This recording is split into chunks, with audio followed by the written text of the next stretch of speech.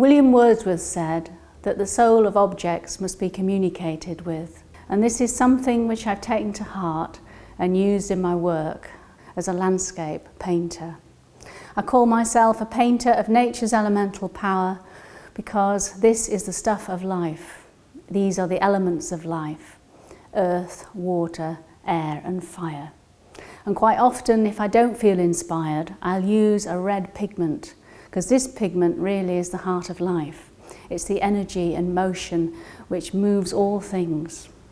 It's a beautiful colour. It's vibrant, it can be violent.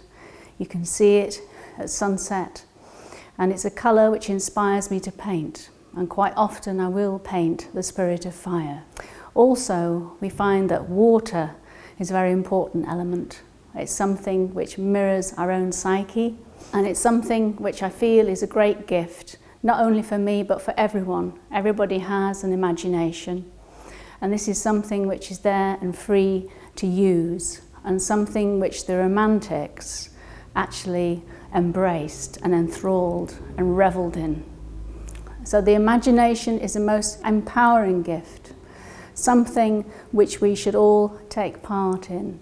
It's something which we need to exercise, that part of our psyche, a part of us that sometimes is in the unconscious or the subconscious, but a very important part of our life, our body and our soul.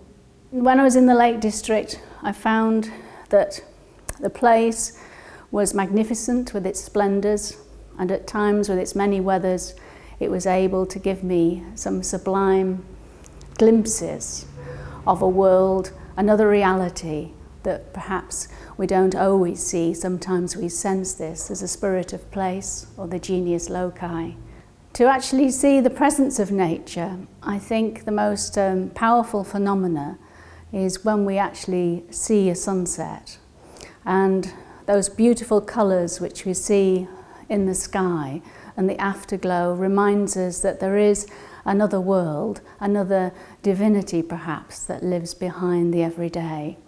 And painting the infinite is something which is really important to me. I love painting far horizons because when you do this, when you look into the far distance, it's actually helping your own thoughts be elevated and uplifted, and in some strange way your thoughts and your own being is sort of taken to another place.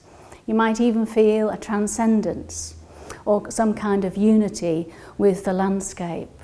So for me, actually painting distance, lost horizons, is a great central theme for my work. The mountains really are almost like the body of the earth, and John Ruskin was really aware of this, that it was almost like a physical body.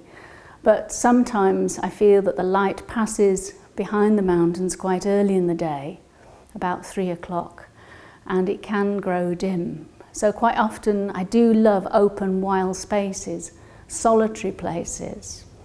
And I feel that the lines written by Shelley really do show some of the sentiments that I feel. I love all waste and solitary places where we taste the pleasure of believing what we see is boundless, as we wish our souls to be. And I think for everyone, we all want to feel a sense of freedom and a sense of being unfettered by life. So I think the landscape can really help us to actually feel more attuned to nature and to life. And this is where I think the Romantics and their ideas were so important, because they actually helped people actually expand their own consciousness and their own powers of imagination. I think it's time for a new romantic movement. The world is ready for it, and I think that the new Romantics could spearhead a new movement into the world and into the 21st century to bring new ideas and values. At this time, it is a time again of another kind of revolution.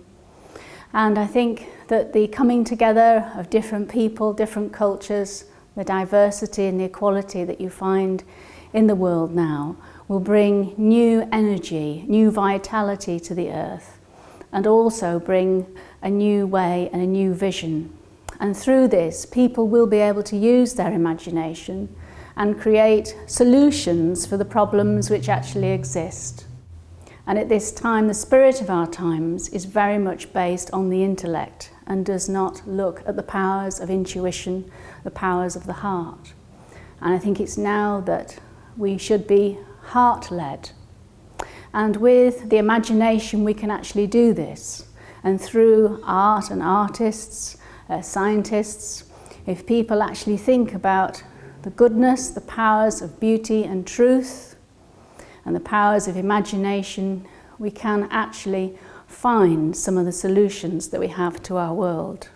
Through artists actually working with the imagination and some of the ideas of the Romantics, it does actually give other people permission to honour their feelings.